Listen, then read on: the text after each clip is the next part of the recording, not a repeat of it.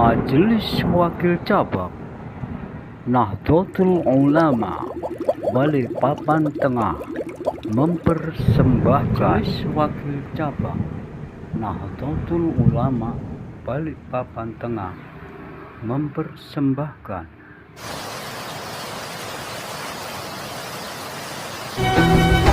Sopo sing rusak NU bakal hancur. Sopo sing gelem hikmat marang NU bakal melunjak.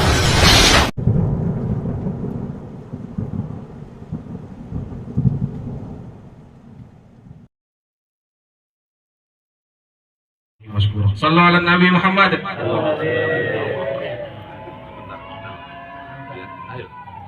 Ralat, ada sambutan sedikit. Perintah Kiai ini katanya. Mohon izin majelis, saya dipaksa sambutan, saya paham aja maksudnya ini supaya ngurangi jatah waktu. Amplopnya sama banyaknya. Amplopnya tetap ya. Tetap amplopnya. Waktunya dikurangi sedikit, ya kan? Karena saya aja bisa 1 jam loh ya. Tidak apa-apa. Lanjut. Berarti nanti beliau jadinya kultum. Ya. Alhamdulillah wa syukurillah wa nikmatillah wala haula wala quwata illa billah. Yang kami hormati guru saya Yai Haji Muhammad Mulasin. Beliau ini guru saya santrinya. Cuman santrinya waktunya waktu khusus.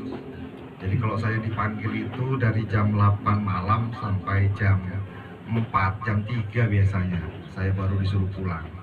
Dan biasanya kalau saya naik ke atas gunung sana, saya ibaratkan ke kilo itu gunung. Jadi kalau saya naik gunung, persiapannya harus mental, jiwa, dan raga harus siap gitu. Nah, terima kasih Yai sudah diberi kesempatan untuk berguru sama beliau. Yang kami hormati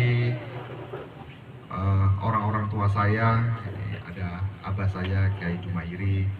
Beliau ini tokoh masyarakat di Kecamatan Balikpapan Tengah. Ya alhamdulillah saya melihat beliau ini salah satu ustadz kampung yang sukses ya. Jadi sukses dalam artian membina anak-anaknya luar biasa, jadi tokoh pemuda lah yang hebat lah kalau di Balikpapan Tengah. Terharu aku, Bang. Ini benar, ini fakta ini beneran ini. Yang saya hormati para tokoh senior, terkhusus MWCNU Kecamatan Balikpapan Tengah, Ketua Tanfiahnya, Gus Lutfi, sekretarisnya mana? Yang saya kenal cuma bendaharanya ya. Ya bendaharanya ya tadi sudah disampaikan teman saya, ya memang Mas Ian ini teman dekat saya dari sebelum saya belum apa-apa sampai ya alhamdulillah hari ini ya sebenarnya masih belum apa-apa juga sih sebenarnya gitu. Ngetasnya sama-sama deh rasanya sama Ian. Bapak-bapak dan ibu-ibu jamaah yang malam hari ini insya Allah kita akan mendengarkan taklim dari guru kita bersama. Terkhusus ini menjelang awal Ramadan ya. Saya juga tadi sudah keliling-keliling Yai, ya memang seluruh bahasa majelis taklimnya semuanya besok libur. Terakhir hari Selasa libur semua majelis taklim karena libur menjelang Ramadan. Bapak-bapak dan ibu-ibu sekalian, saya akan menggunakan waktu saya yang paling singkat supaya ngirit juga, supaya juga nanti taklimnya jauh lebih banyak dan pastinya lebih berbobot dan bermutu. Saya cerita sedikit lah ya, tentang saya sama guru saya. Saya ini dulu Bapak Ibu sekalian, awal perkenalan saya sama Yai Mukhlasin ini dikenalkan juga sebenarnya sama salah satu tokoh muda NU lah pada saat itu. Kalau mau jadi ketua KNPI harus ketemu sama kiainya NU. Ini kayak luar biasa juga ya pada saat itu. Ya wes, bismillah, ayo kita ketemulah sama Kiai Mukhlasin. Pada saat itu masih wakil ketua Tanfis ya. wah ceramahnya bapak, mati kita. Saya bilang ini, saya nggak pernah, jarang banget saya ketemu sama kiai, ya punya kesan luar biasa lah, mendalam lah kesannya. Selebihnya ya saya terus datang ke beliau. Perjalanannya saya sama Yai Mukhlasin ini, saya jujur saja lah. Ini Yai yang nggak pernah neko-neko ini ya Yai Mukhlasin. Nah, lihat aja nih kalau ya. Bener Pak, bener. Ini guru saya ini yang nggak pernah neko-neko. Saya ini dulu ceritanya pengusaha lah, masih ya lumayan hebat juga lah dulu ya, waktu zaman belum jadi pejabat. Rasanya dulu pengusaha sukses lah dulu. Tapi alhamdulillah ya Mukhlasin ini nggak pernah sekalipun, sedikit pun nggak pernah sama saya itu, Mas aku mau berangkat, tolong ini Mas, aku nggak pernah blas.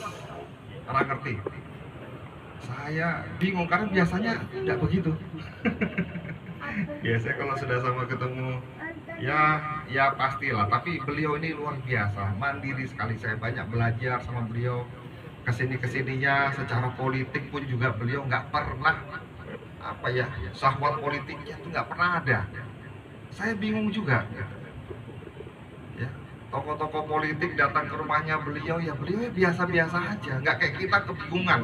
Ada tokoh politik datang tuh bingungin gitu loh. Tapi beliau ini luar biasa gitu loh.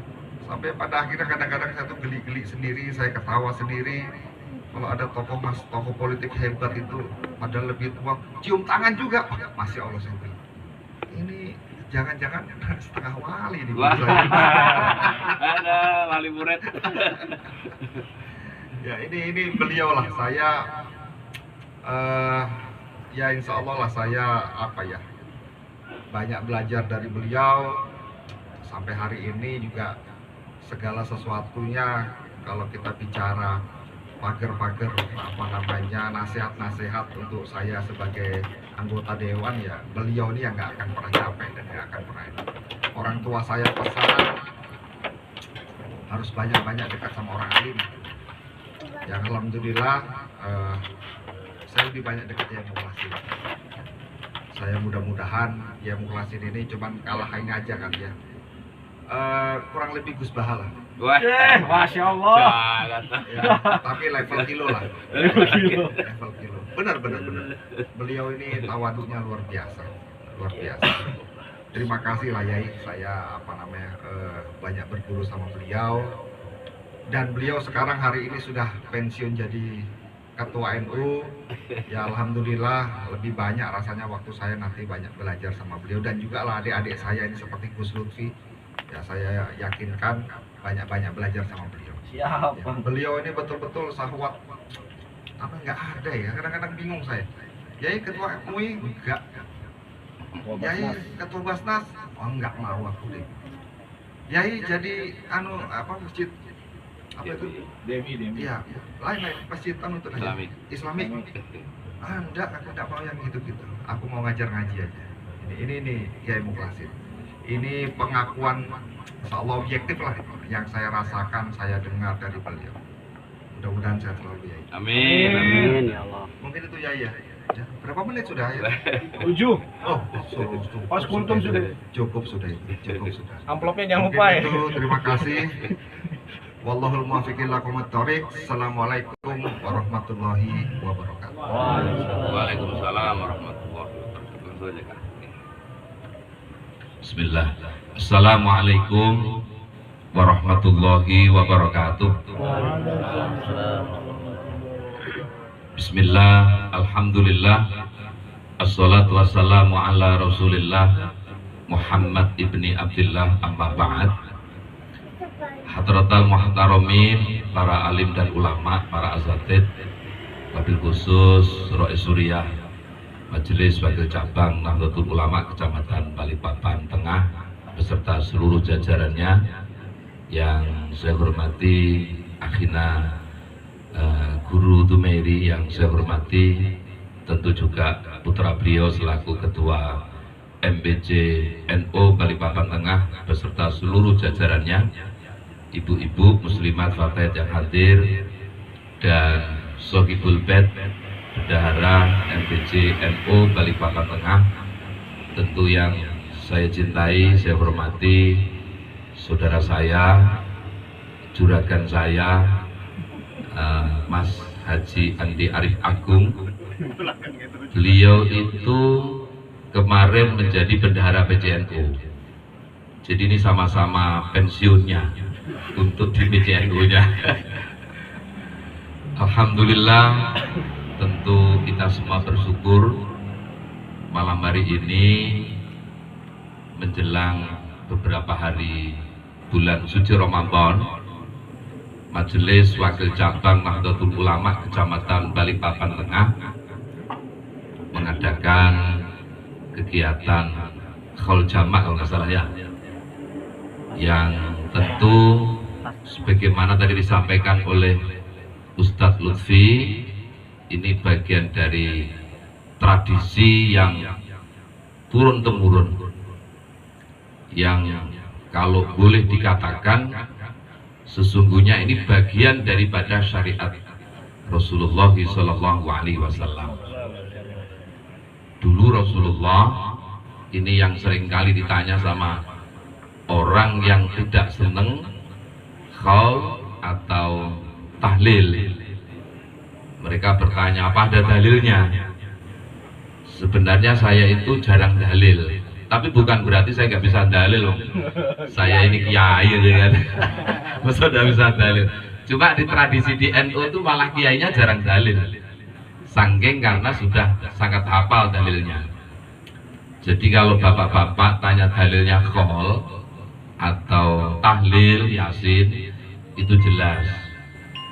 Al-Imam Baihaqi beliau meriwayatkan kana Nabiyyu sallallahu alaihi wasallam yazuru syuhada fi Uhud fi kulli haul. Beliau Kanjeng Nabi kita Muhammad sallallahu alaihi wasallam itu hampir setiap tahun beliau menziarahi makam syuhadanya atau makamnya para sahabat-sahabat yang mati syahid saat perang Uhud, yang sudah haji dan umroh insya Allah sudah pernah ziarah ke syuhada Uhud. Jadi itu sudah dilakukan sejak zaman Rasulullah. Fi kulli haul, haul itu artinya pada tiap-tiap tahun. Nah, ketika beliau wa'idha balagha, ketika beliau sudah sampai di makam syuhadanya orang perang Uhud, yarfa'u sautahu, beliau dengan keras, fayaqul, dengan beliau berdoa, salamun alaikum bima sabartum fanikma uqbadar. Andai kata diterjemahkan dalam bahasa kita, beruntung sampean semua itu, wahai orang-orang yang telah dimakamkan di sini. Alangkah nikmatnya tempat berkesudahan itu. Istilah bahasa bebasnya itu, sampean itu betul-betul bahagia sekarang dengan kesabaran sampean dulu berjuang saat masih hidupnya. Jadi beliau Rasulullah mengatakan begitu ketika sampai di makam syuhadanya perang Uhud.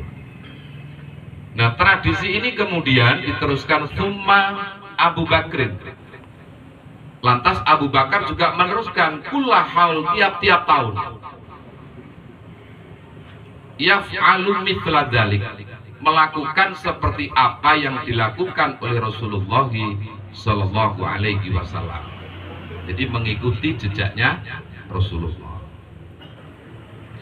Diteruskan lagi summa Umar ibn Khattab, summa Utsman, sampai kepada Sayyidina Umar, sampai Sayyidina Utsman juga menziarahi setiap haulnya, setiap 1 tahunnya, untuk memperingati sekaligus mendoakan syuhada yang wafat pada saat perang Uhud.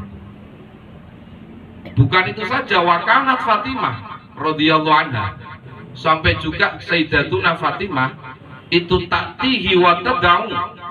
Beliau Sayyidatuna Fatimah itu juga mendatangi itu makamnya syuhada Uhud, seraya beliau juga mendoakan mereka semuanya. Jadi bukan kok terus kemudian tidak ada dalilnya.